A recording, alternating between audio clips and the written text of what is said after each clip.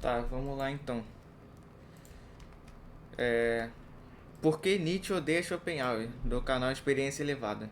Já tô inscrito, vou deixar o like aqui e vamos lá.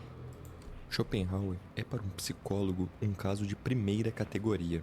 Schopenhauer via a vida como É, sofrimento, e sua solução foi clara: escapar dela. O mundo é minha representação, ele dizia, defendendo uma ética de renúncia. Mas Nietzsche tinha uma visão completamente diferente. Podemos dizer que grande parte da filosofia de Nietzsche é uma rejeição ou mesmo uma tentativa de destruição da filosofia de Schopenhauer.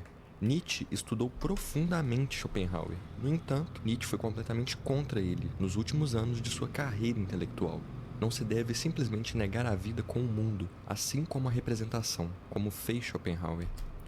assim, é interessante que toda a filosofia de Nietzsche, né, ele fala em Schopenhauer como educador, ele agradece a Schopenhauer por ter ensinado a ele a pensar. E fala, né, como que deve ser o professor e tal, que é muito interessante essa questão, né? O aspecto que ele mais evidencia, né, em Schopenhauer é a questão da extemporaneidade, né? Que é a ideia de que você está fora, você não se encaixar no tempo que você vive, né?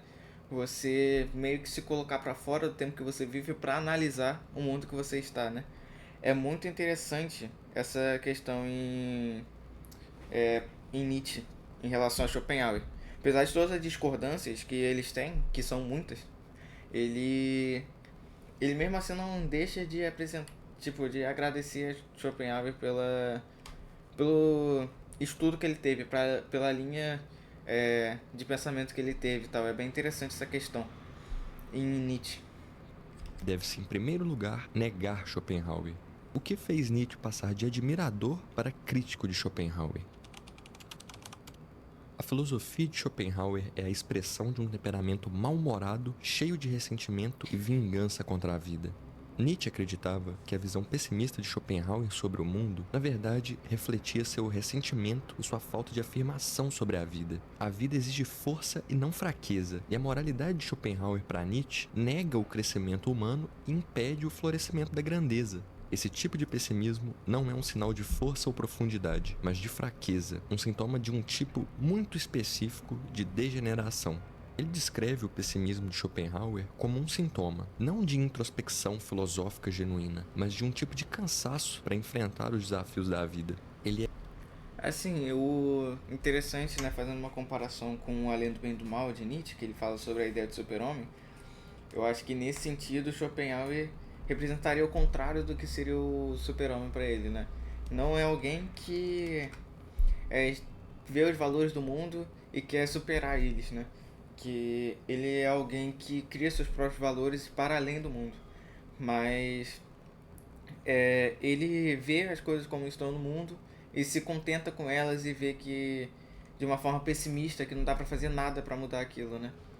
Eu acho que é mais ou menos nesse caminho que ele discorda completamente de Schopenhauer no sentido de ética e moralidade, que eu acho que é o maior, mais agravante, o caso mais agravante de discordância dele com Schopenhauer é nesse sentido de ética e moralidade, como que você age perante a sociedade, né? Era, como todos os pessimistas genuínos, um adversário instintivo de tudo que ainda é forte, saudável e afirmador da vida. Aqui, Nietzsche acusa Schopenhauer de ser um inimigo do que ele considerava as forças vitais do mundo, força, saúde e principalmente a capacidade de afirmar a vida. Schopenhauer, segundo Nietzsche, representa uma ameaça ao espírito humano, pois seus ensinamentos nos levariam ao niilismo. O último querer do homem é o É engraçado que a questão do niilismo, muita gente acusa o Nietzsche de ser niilista, né? Só que ele foi um dos autores que mais criticou o niilismo. Que eu acho esse acontecimento um tanto quanto cômico, sinceramente. As pessoas atribuíram o niilismo a Nietzsche, sendo que ele criticava muito o niilismo, né? querer pelo nada. Nietzsche não acreditava que Schopenhauer tinha uma solução viável para a vida. Schopenhauer, com sua visão negativa, poderia sem querer ter pavimentado o caminho para um futuro onde a humanidade perderia todo o sentido. Amor fati, ame o destino, ame sua vida. Por isso, ele propôs o eterno retorno, a ideia de que devemos viver nossas vidas de um jeito que, mesmo que se tivéssemos que repeti-la infinitamente, faríamos isso com alegria. O homem é algo a ser superado. E também o conceito do super-homem, que representa a superação humana e a Sim. criação de novos valores, sem depender de qualquer moralidade que nega a vida. Schopenhauer seria fraco demais para aplicar esses conceitos em sua vida. Afinal, ele defende um estilo de vida que se baseia em evitar a vida e evitar o mundo, sem comida, sem... Por outro lado, Assim, Schopenhauer fala que a gente vive na ânsia de ter, não tem de possuir, né? Uma frase emblemática dele. E que essa ideia é quando não tem como escapar dessa sensação, né? É impossível escapar dessa sensação. Aí você começa a se distrair, usar outras ferramentas para você diminuir essas questões. Mas você, mesmo que você entenda isso, é impossível escapar completamente. Você pode fazer coisas e viver de uma forma que você tente fugir dessas coisas, mas nada disso vai valer a pena, né? Um pessimismo de Schopenhauer nesse sentido, que Nietzsche critica bastante também. Nietzsche quer que abracemos as duras realidades do mundo para superar a nós mesmos, para lutar, crescer. Schopenhauer quer que nos afastemos do mundo. Nietzsche quer que pulemos nele.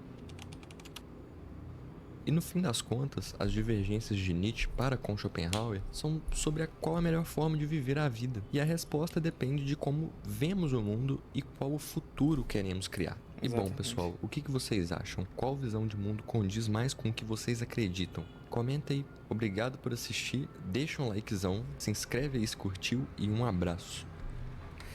Assim, entre os dois, eu concordo mais com Nietzsche, mas também não é a linha de pensamento que eu sigo, sinceramente. Não é algo que eu concorde. Então é mais complicado nesse sentido. Porque eu concordo se fosse de escola filosófica, é mais. Eu acho que seria mais próximo do estoicismo mesmo, como já falei algumas vezes no canal e tal. Então é isso. Vou. Não se esquece de passar lá no canal do Experiência Elevada, deixa o like lá, apesar de ser um vídeo bem antigo, deixa o like lá no vídeo original, tá na descrição. E também se inscreve aqui no canal, se inscreve no canal dele, e é isso.